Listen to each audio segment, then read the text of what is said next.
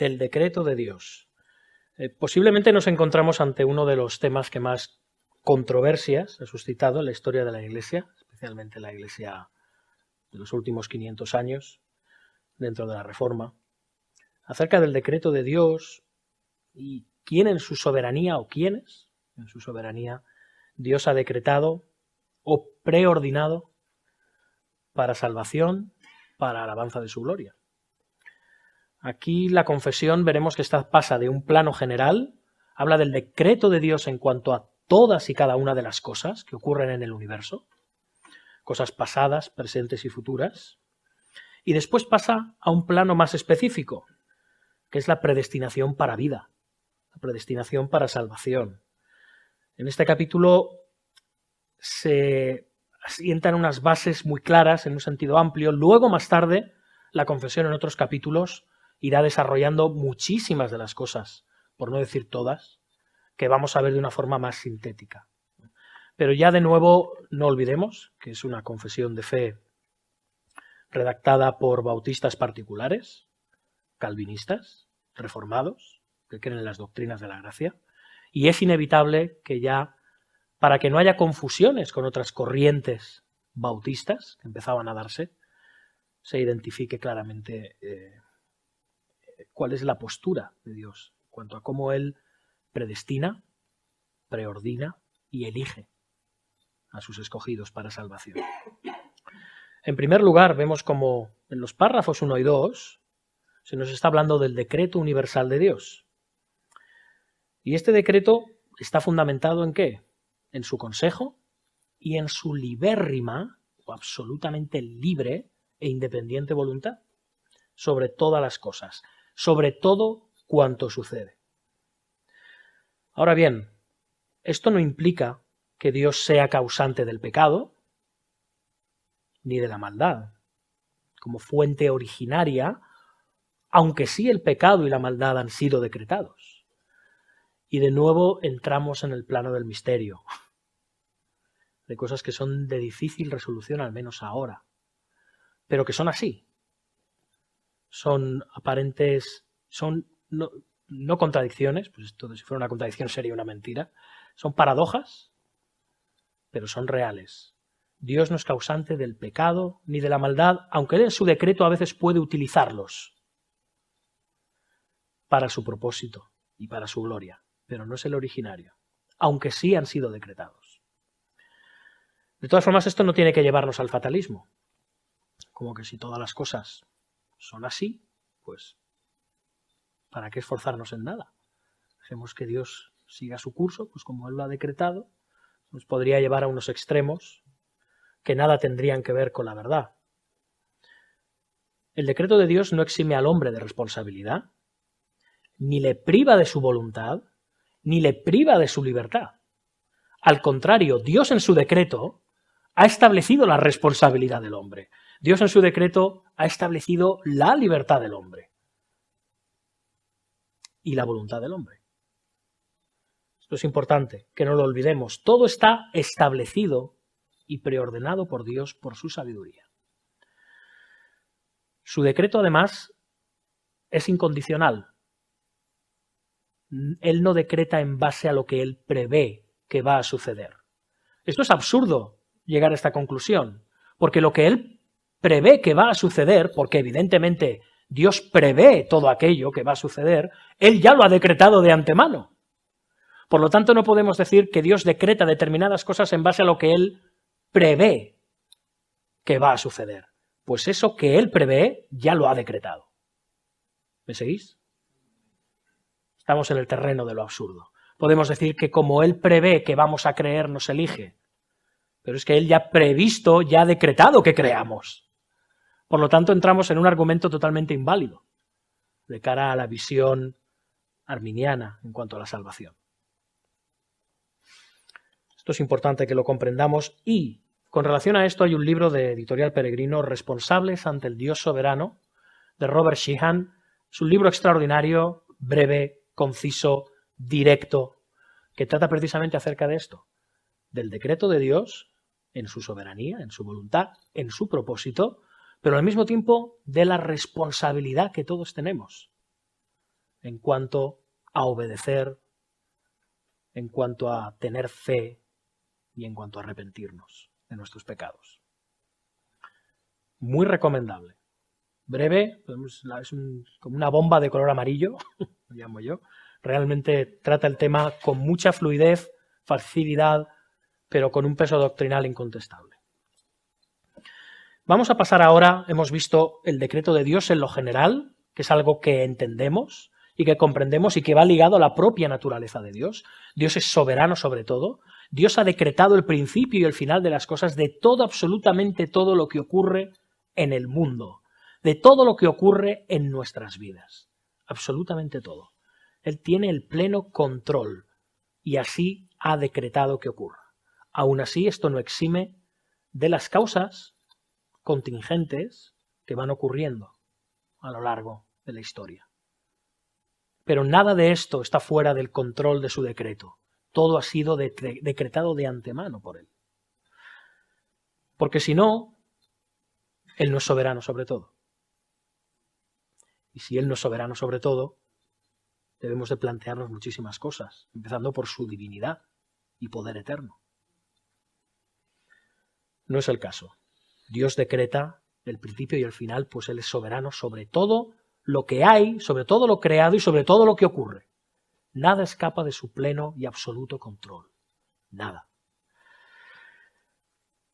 Pasamos ahora, como hemos dicho, de lo general a lo específico. Pasamos a la predestinación para vida. Tiene una serie de características claras esta doctrina de la predestinación para vida. Dios en su gloria ha predestinado a hombres y también a ángeles para vida eterna. ¿Y para qué lo ha hecho? Para alabanza de la gloria de su gracia. Lo ha hecho por gracia. Pero al mismo tiempo, a otros los deja en su propio pecado, para su propia condenación. Una condenación que en justicia merecen. Y esto Dios lo hace para alabanza de la gloria de su justicia. En un caso, unos reciben gracia. En otro caso, otros reciben justicia. Ninguno de los dos recibe injusticia. Dios es justo en todo lo que hace. Y le dirá el barro al alfarero, ¿qué haces? Dios tiene pleno derecho a hacer y deshacer con su creación, pues Él es Dios. Podemos imaginarnos la obra pictórica que más nos guste. En un momento estuvo en un estudio propiedad de un autor, de un pintor, y este pintor, una vez concluida, tenía pleno derecho a prenderle fuego, o a rajarla de arriba abajo, o rehacerla completamente. ¿Y quién podría haberle dicho, ¿qué haces? Estamos reduciendo un concepto de implicaciones cósmicas a algo muy sencillo, como el estudio de un pintor en una buhardilla. Pero en cualquier caso, ¿tiene derecho el autor o el hacedor sobre su obra? No podemos replicárselo. Solamente que esa reacción puede estar motivada por el orgullo, por el odio, por el desencanto de parte del pintor, y en el caso de Dios es motivada por su justicia, por su soberanía y por su gracia y sabiduría. Luego vemos también, y estamos en los párrafos que van del 3 al 7, no lo olvidemos, que se nos habla del número de los escogidos. Y ese número de los escogidos es inalterable. Es un número cierto y definido, solo conocido por Dios. Y es un número cerrado. Hay determinadas corrientes doctrinales que dicen que Dios tiene aquellos salvos. Sí, que Dios tiene un número cerrado para los salvos, pero aquellos que caen de la gracia, entonces son reemplazados por otros, para que ese número se mantenga. No es así como funciona. No es así como funciona. Dios ya ha determinado a todos y cada uno de aquellos que van a ser salvos para vida. Los ha predestinado, los ha escogido. Y ese es el número exacto, tanto de hombres como de ángeles, de criaturas conscientes, en definitiva, con conciencia, que van a ser salvas. Ni una más ni una menos, sin sustitutos. Y después ya pasa, estamos ya en los capítulos 5, 6 y 7, capítulos párrafos 5, 6 y 7, nos hablan acerca de cómo es esta elección de los predestinados. Los predestinados lo han sido desde antes de la fundación del mundo. ¿Según qué? Según su propósito eterno e inmutable. Es muy importante que comprendamos esto. Dios nos ha escogido según un propósito, tiene una explicación, hay un propósito, hay un motivo por el cual nos ha escogido a todos y cada uno individualmente. Pero ese propósito no está en nosotros, está en Él. Esa es la diferencia. ¿Qué hay en mí para que yo... Algo debe haber en mí para que yo haya sido escogido. No, no funciona de esta manera, el propósito está en Él. Y en su gracia y en su soberanía, posiblemente en los cielos algún día comprendamos ese propósito, si no a plenitud en parte. Pero es un hecho que el propósito está en Él, absolutamente en Él, y ha sido según su propósito eterno y inmutable, según el beneplácito de su voluntad, única y exclusivamente. Han sido escogidos en Cristo para gloria eterna.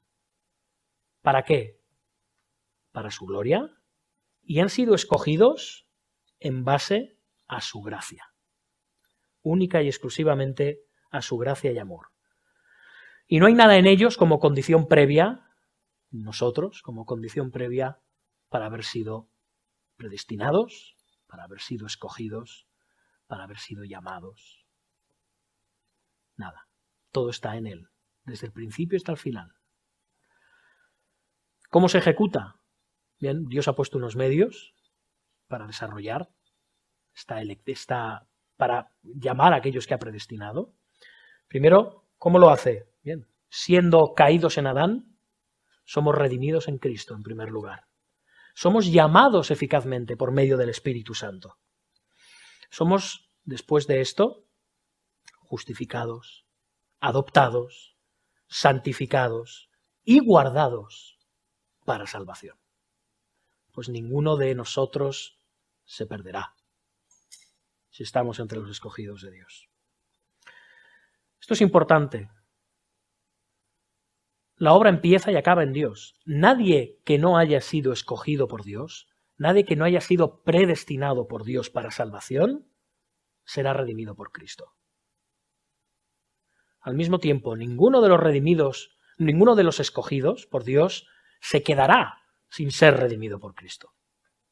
El número de los escogidos se cerrará. Todo está en consonancia con su perfecto y eterno control soberano. Y al final pasamos a cómo debemos de manejar en el versículo 7, en el párrafo 7, cómo debemos de manejar los escogidos esta doctrina. Se trata de un profundo misterio, hermanos, eso es indiscutible, por lo que debemos tratarlo con mucha prudencia, con mucho cuidado. No podemos alardear de ello, ni siquiera bromear de ello, ni darnos por enterado de todas y cada una de las facetas de esta asombrosa y misteriosa doctrina de la elección. Una vez comprendida, hermanos, la doctrina de la elección y de la salvación eterna debe producir una serie de actitudes y de cualidades en nuestro corazón. Y si no las produce, debemos de plantearnos si realmente estamos entre el número de los escogidos. En primer lugar, alabanza a Dios, pues todo es obra suya. Reverencia ante que un Dios santo, en su gracia y misericordia, haya decidido redimir a pecadores como nosotros, inmerecedores de ello. Después, consuelo de que pecadores inmerecedores de ello hayamos sido predestinados, elegidos y redimidos por Cristo. Diligencia en cuanto a llevar vidas que reflejen ese amor y esa gracia de parte de Dios. Y por último, hermanos, llenarnos de humildad y de obediencia permanente al Evangelio de nuestro Señor Jesucristo, por quien hemos sido salvos para salvación.